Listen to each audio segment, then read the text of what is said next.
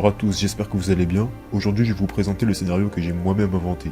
L'arc du tournoi du pouvoir a selon moi été gâché. On aurait pu avoir une fin méga stylée. En plus, on a pu voir tous les univers qui restaient, leurs Akaishin, leurs anges et les meilleurs guerriers de ces univers. Puisqu'on sait que tous les univers n'étaient pas présents puisqu'il en manquait 6 qui avaient été détruits par Zeno. Mais justement, pourquoi ne pas avoir développé l'arc avec ces informations? Du coup, je vais vous présenter un scénario sans doute meilleur que celui qui nous a été donné. Avant tout, je vais vous rappeler qui est Zeno. Zeno qui signifie le roi de toutes choses. Il est l'être le plus haut placé dans la hiérarchie divine de Dragon Ball. Il peut anéantir tout ce qu'il veut en un geste. Il est l'être le plus puissant tout univers et timeline confondus. Par contre, il n'est ni omniscient, ni omniprésent comme on a pu le constater à plusieurs reprises. Voilà, maintenant que je vous ai un peu résumé qui est Zeno, je vais maintenant vous présenter mon scénario. D'après Beerus et Whis, Zeno aurait détruit 6 univers juste parce qu'il était de mauvaise humeur. Mais justement, les scénaristes auraient pu donner un réel sens à ce tournoi du pouvoir. Parce que eux, leur sens c'était « Oh là là, vous avez été trop gentil, c'est bien, vous êtes trop gentil, trop cool.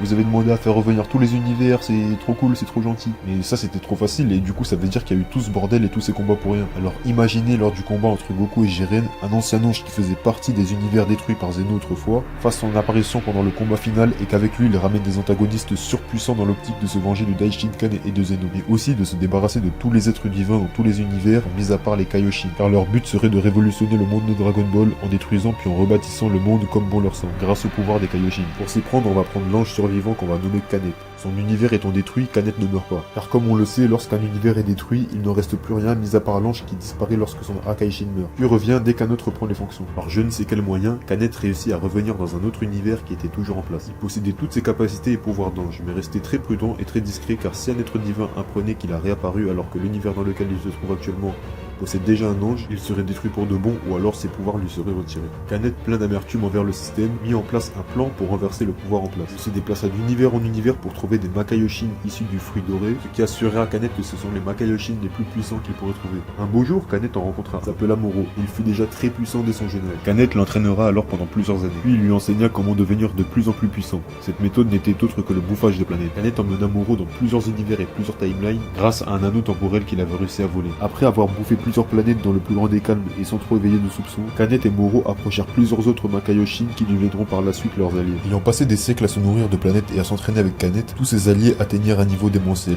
maîtrise parfaite de l'ultra instinct et divers pouvoirs propres à chacun. Après plusieurs siècles, nous voilà enfin en l'an 780 lors du combat entre Goku et Jiren. Tout le monde était pris par le combat jusqu'au moment où un portail temporel se créa dans l'arène. Puis soudain, une dizaine de personnes firent leur apparition. Il s'agissait de Canet et ses alliés qui étaient enfin face à ceux qu'ils voulaient détruire. Une aura maléfique et ultra puissante se dégageait d'eux, mais leur ki n'était pas perceptible. Moro lança directement les hostilités en lançant une boule de ki surpuissante en direction des tribunes. Et grâce à sa vitesse, Goku parvint à dégager cette boule de ki en se déplaçant à une vitesse incommensurable. Jiren comprit de suite qu'il s'agissait d'ennemis venus gâcher le tournoi. Alors il attaquera Moro, mais la différence de niveau était bien trop grande. Et il finira projeté vers les tribunes dans les bras de Son Goku, qui s'attaquera à Moro avant de finir lui aussi dans les tribunes comme Jiren. Ayant vu ça, les Akaishin encore présents s'attaqueront eux aussi aux ennemis avant d'être laissés pour morts.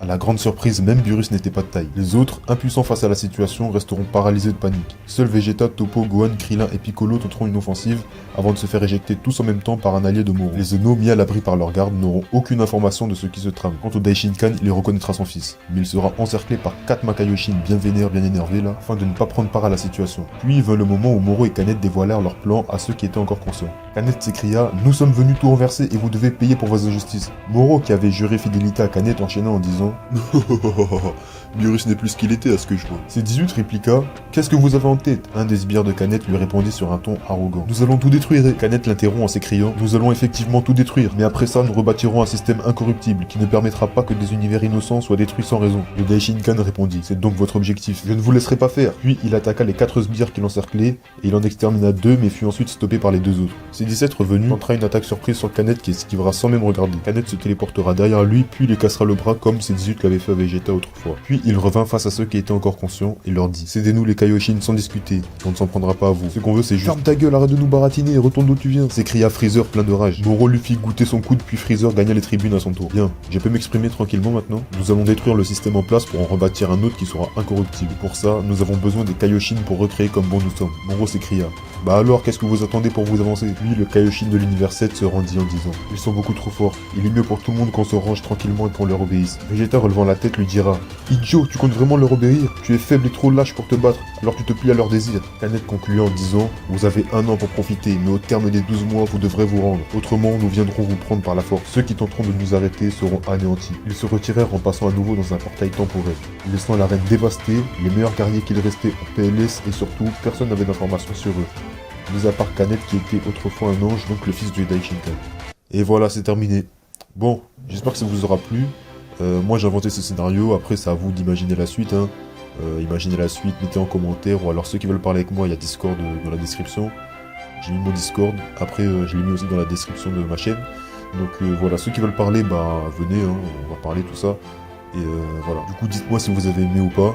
Dites-moi en commentaire, mettez un like ou un dislike, peu importe. Si vous aimez, mettez un like, si vous aimez pas, mettez un dislike. Commentez, partagez, et voilà. Et bah voilà, moi aussi je voulais vous montrer ce scénario, parce que comme je vous ai dit en début de vidéo, le scénario je trouve qu'il a été gâché dans l'arc Tournoi du Pouvoir.